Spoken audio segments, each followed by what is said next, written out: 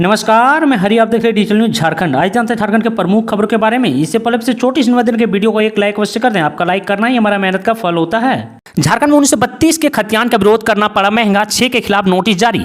आपको बताओ दोस्तों कि झारखंड कैबिनेट से पारित 1932 के खतियान का विरोध करना महंगा पड़ा। धुरवा थाना की शिकायत पर एसडीओ कोर्ट ने 6 आरोपितों के खिलाफ नोटिस जारी किया है। सोमवार को सुबह 10 बजे एसडीओ कोर्ट में हाजिर होने का निर्देश दिया है। आपको बताओ दोस्तों की शिकायत मिली थी कि ये लोग सरकार के निर्णय के खिलाफ लोगों को लामबंद करने तथा इन लोगों की गतिविधियों से शांति भंग होने और बवाल की संभावना थी। एसडीओ कोर्ट ने परिवारवादी को सोमवार को खुद या अधिवक्ता के माध्यम से हाजिर होने का निर्देश दिया है। कोर्ट के समक्ष बताना होगा कि आखिर उसने ऐसा क्यों किया। निर्देश का उल्लंघन करने पर कार्रवाई की चेतावनी दी गई है। आपको बता दूं कि कोर्ट ने यह भी कहा है कि क्यों नहीं आप लोग को 50-50 हजार रुपये का बंद पत्र जमा कराया जाए ताकि किसी प्रकार की शांति भंग करने का प्रयास न हो। हालांकि इनमें से कई प्रतिवादी 1932 खतियान को लागू करने के विरोध में विरोध प्रदर्शन करने का निर्णय लिया है। इसे लेकर वे लामबंद भी हो रहे हैं। आपको बता दें कि धुरवा पंचमुखी मंदिर के प्रांगण के विभिन्न स्थानों के प्रतिनिधियों द्वारा 1932 खतियान के विरोध में एक बैठक बुलाई गई। बैठक में सभी सदस्यों ने चर्चा के दौरान एक स्वर में कहा कि विगत दिनों झारखंड सरकार द्वारा राज्य में 1932 खतियान आधारित स्थानीय नीति प्रस्ताव पारित करने का निर्णय राज्य हित में नहीं है और जन विरोधी है, क्योंकि राज्य में 1932 खतियान लागू होने से लगभग 60 से 70% आबादी बाहर हो जाएंगी। इसलिए झारखंड नवनिर्माण मंच इस निर्णय का पुरजोर विरोध करते हुए निंदा करता है।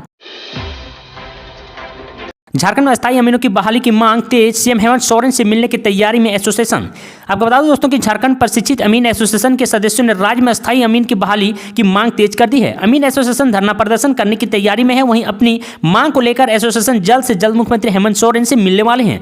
आपको बता दूं दोस्तों कि झारखंड प्रशिक्षित अमीन एसोसिएशन के सदस्यों ने रांची के मोरहाबादी मैदान में झारखंड में अस्थायी अमीनों की बहाली की मांग को लेकर बैठक की है। बैठक की शुरुआत में भगवान बिरसा मुंडा अमर रहे के नारे लगाए गए। बैठक में अध्यक्ष गौरव अग्रवाल ने कहा कि सरकार और राज्य को अमीनों की काफी जरूरत है। प्रशिक्षित युवाओं को रोजगार भी मिलेगा। अगर सरकार जल्द अस्थायी बहाली करती है तो युवाओं का भविष्य भी सुरक्षित होगा। राज्य में अपराध ग्राफ भी घटेगा, जिससे भूमि विवाद को कम किया जा सकेगा। बैठक में निर्णय लिया गया है कि जल्द से जल्द मुख्यमंत्री हेमंत सोरेन से मिलकर झारखंड में हो रहे भूमि विवाद को कम करने के लिए अमीनों की स्थायी बहाली की मांग की जाएगी। बैठक में मुख्य रूप से राहुल, रेखा कुमारी, वीरेंद्र शंभू, डीलू राजू समेत अन्य मौजूद रहे हैं। झारखंड एसएससी में 400 से अधिक पदों की नियुक्ति। आपको बताओ दोस्तों कि इस भर्ती के लिए आवेदन करने वाले उम्मीदवारों के पास में झारखंड राज्य के किसी मान्यता प्राप्त संस्थान से 10वीं पास की योग्यता होनी चाहिए। आवेदकों की आयु सीमा 1 अगस्त 2022 तक न्यूनतम 18 वर्ष और अधिकतम 35 वर्ष होनी चाहिए। आपको बता दूं कि इस भर्ती में शामिल होने की इच्छा रखते हैं वो अपना आवेदन झारखंड कर्मचारी चयन आयोग की आधिकारिक वेबसाइट jssc.nic.in पर जाकर जमा कर सकते हैं। आपको बता दूं दोस्तों कि झारखंड कर्मचारी चयन आयोग द्वारा इस भर्ती के लिए ऑनलाइन आवेदन की प्रक्रिया 11 सितंबर 2022 से शुरू कर दी गई है। वहीं आयोग ने आवेदन की आखिरी तारीख 30 अक्टूबर 2022 को निर्धारित की है। वहीं 16 से 19 अक्टूबर तक का समय उम्मीदवारों को उनके आवेदन पत्र में सुधार के लिए दिया जाएगा। इच्छुक उम्मीदवार आखिरी तारीख से पहले आवेदन को सुधार करा लें। तो वहीं झारखंड कर्मचारी चयन आयोग की ओर से मैट्रिक स्तर संयुक्त प्रतियोगिता परीक्षा के माध्यम से कुल 455 रिक्त पदों पर योग्य उम्मीदवार का चयन किया जाएगा। उम्मीदवारों का चयन परीक्षा के माध्यम से किया जाएगा। चयनित उम्मीदवार को राज्य सरकार के विभिन्न विभागों के अंतर्गत रिक्त पदों की नियुक्ति दी जाएगी। वहीं बड़ी खबर आ रही है कि हेमंत सोरेन अब सुप्रीम कोर्ट की दरवाजा खटखटाएंगे। आपको बता दोस्तों कि मुख्यमंत्री हेमंत सोरेन बीते गुरुवार को एकाएक राज्यपाल रमेश बैस से मुलाकात करने राजभवन पहुंच गए थे। यहां उन्होंने राज्यपाल रमेश बैस को ज्ञापन सौंपकर चुनाव आयोग की रिपोर्ट की एक कॉपी देने की मांग की थी। आपको बता दूं कि झारखंड के मुख्यमंत्री हेमंत सोरेन के ऑफिस ऑफ प्रॉफिट मामले में उनकी सदस्यता को लेकर संशय बरकरार है। राजभवन ने अब तक मुख्यमंत्री हेमंत सोरेन की सदस्यता मामले में अपना फैसला सार्वजनिक नहीं किया है। ऐसी स्थिति में अब CM Hemant Soren supreme court का दरवाजा खटखटाने की तैयारी में है। आपको बता दूं कि राजभवन की तरफ से फैसले में देरी लेकर सीएम हेमंत सोरेन के साथ उनकी पार्टी के लोग भी राज्यपाल रमेश बैस पर पक्षपात का आरोप लगा रहे हैं। आपको बता दूं कि मिली जानकारी के मुताबिक इस सप्ताह राज्यपाल अपने निर्णय चुनाव आयोग को अवगत करा सकते हैं। राज्यपाल के पास मुख्यमंत्री हेमंत सोरेन के अलावा उनके भाई और दुमका के विधायक बसंत सोरेन की सदस्यता से संबंधित मामला भी फैसले के लिए लंबित है। पिछले दिन हेमंत सोरेन की अध्यक्षता में कैबिनेट में लाए गए 2 महत्वपूर्ण प्रस्ताव के विधेयक को लेकर राज्य सरकार जल्द विधानसभा की विशेष सत्र आहूत करना चाहती है। वहीं मौसम विभाग की ओर से बड़ी खबर आ रही है कि झारखंड में फिर से जोर पकड़ेगा मानसून। कई हिस्सों में आज से बारिश के आसार। आपको बता दो दोस्तों कि झारखंड के कई हिस्सों में एक बार फिर से मंगलवार से मानसून जोर पकड़ने का आसार है। दक्षिण और बंगाल उड़ीसा से सटे इलाकों में कहीं कहीं जोरदार बारिश हो सकती है। 2 दिनों तक बारिश होगी। 22 सितंबर से इसकी रफ्तार धीमी हो जाएगी। मौसम विभाग के अनुसार बंगाल की खाड़ी में इस माह दूसरी बार निम्न दबाव क्षेत्र बन रहा है। यदि सभी स्थितियां अनुकूल रहती है तो इसके बनने की प्रक्रिया 20 अगस्त तक पूरी होने की संभावना है। आपको बता दूं कि मौजूद परिस्थितियों के अनुसार इसके व्यापक होने की संभावना है। प्रक्रिया पूरी होने तक इससे पश्चिम और उत्तरी दिशा में बढ़ने का अनुमान है। मौसम केंद्र के मुताबिक मानसून टर्फ भी झारखंड से होकर गुजर रहा है। इस समय नारनौला, आगरा, वाराणसी, रांची, दीघा होकर मध्य पूर्वी खाड़ी से साइक्लोनिक सर्कुलेशन तक बना हुआ है। रांची से इसके गुजरने के कारण राजधानी समेत आसपास के जिलों में अच्छी बारिश होने की अनुमान है। वहीं एक बड़ी खबर आ रही है कि हेमंत सोरेन आज लेने जा रहे हैं बड़ा फैसला, एक साथ सभी डीसी से मिलेंगे। आपको बता दूं कि झारखंड के मुख्यमंत्री हेमंत सोरेन सोमवार को एक साथ राज्य के सभी जिला उपायुक्तों के साथ सरकार की योजना की प्रगति की समीक्षा करेंगे।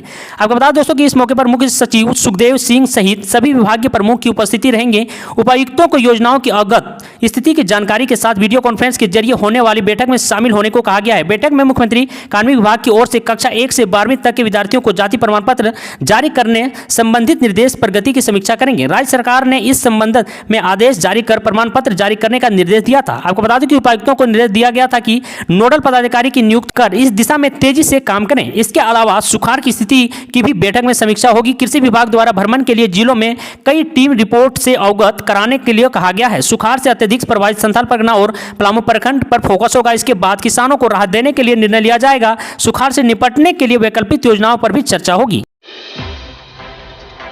वहीं एक बड़ी खबर आ रही है कि झारखंड में 77% आरक्षण के प्रस्ताव से कैसे निपटेगा केंद्र। आपको बताओ दोस्तों कि झारखंड का नया आरक्षण प्रस्ताव केंद्र सरकार के लिए मुश्किलें खड़ी कर सकता है। क्या ओबीसी और एससी एसटी के लिए आरक्षण बढ़ाने के प्रस्ताव पर अंतिम फैसला लेना केंद्र सरकार के लिए आसान होगा।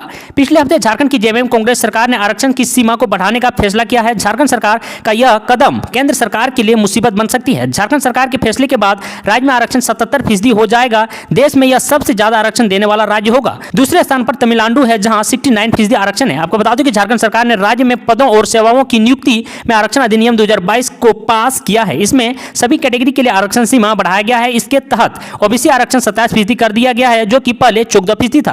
आपको बता दें कि राज्य सरकार आरक्षण के प्रस्ताव को विधानसभा के पास कराएगी। इसे लागू करने के लिए केंद्र सरकार की अनुमति जरूरी है। राज्य सरकार ने केंद्र से अनुशंसा करने का फैसला किया है। कानून को संवैधानिक की 9वीं अनुसूची में शामिल किया जाए। इससे बदलाव को कोर्ट में चुनौती नहीं दी जा सकेगी। आयकर विभाग ने हाईकोर्ट को बताया बाघमारा विधायक ढुलू महतो की बेनामी संपत्ति। आपको बता दो दोस्तों कि बाघमारा विधायक ढुलू महतो की बेनामी संपत्ति की जांच के मामले में रांची के संयुक्त आयकर निदेशक अन्वेषण अमित कुमार ने झारखंड हाईकोर्ट के शपथ पत्र दाखिल किया है। श्री कुमार ने शपथ पत्र के माध्यम से बताता है कि विधायक की बेनामी संपत्ति की जाँच की जा रही है। आयकर विभाग ने संयुक्त आयकर निदेशक अन्वे ने 15 सितंबर को शपथ पत्र सौंपा था। आपको बता दोस्तों कि रांची के संयुक्त आयकर निदेशक अन्वेषण अमित कुमार ने कोर्ट को बताया कि याचिकाकर्ता के आरोप के आलोक प्रथम दृष्टया जांच तथा जरूरी कदम उठाए जा रहे हैं। शपथ पत्र में यह भी बताया गया कि विभाग यह बताने की स्थिति में नहीं है कि हमने क्या जांच की है। ऐसे ही झारखंड की तमाम बड़ी खबरों को जानने के लिए चैनल को लाइक एंड सब्सक्राइब अवश्य कर लें। आज के लिए इतना ही। जय हिंद, जय भारत, धन्यवाद।